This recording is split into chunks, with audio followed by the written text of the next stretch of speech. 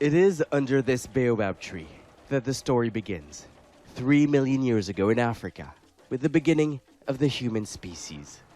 It's a tale of a long journey from which most never returned. Part of the slave trade. There was sorrow and destruction along the way, but also color, courage, the spiritual, and humor, leaving those that want to learn more in awe.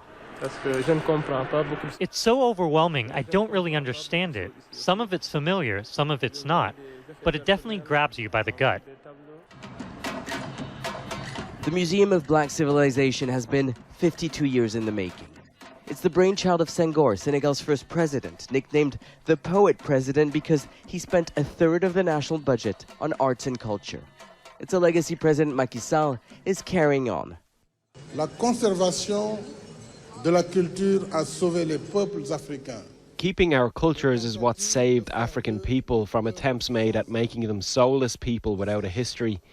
And if culture does link people together, it also stimulates progress.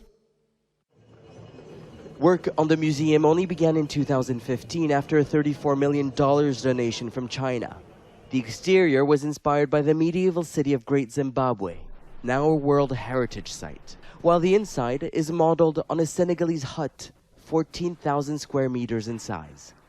With this museum, the call from African countries to get their artifacts back can no longer be ignored because this space is a celebration of global Black artistic expression.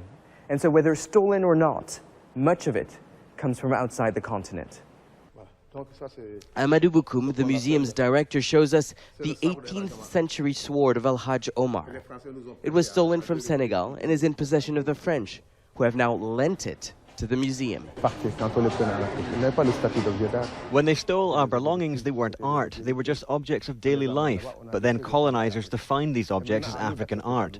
The aim of this museum is to show that African art is in fact much bigger than that. Our focus is not just on the past, but also on the future, and the voice of the diaspora. A large part of the museum is dedicated to contemporary art, with many pieces from the Caribbean. The diversity of the collection that's been assembled so far is unique. For many Africans who come to visit, it is much more than a museum. It's a mirror to see themselves in a new light. Nicholas Hawk, Al Jazeera, Dakar.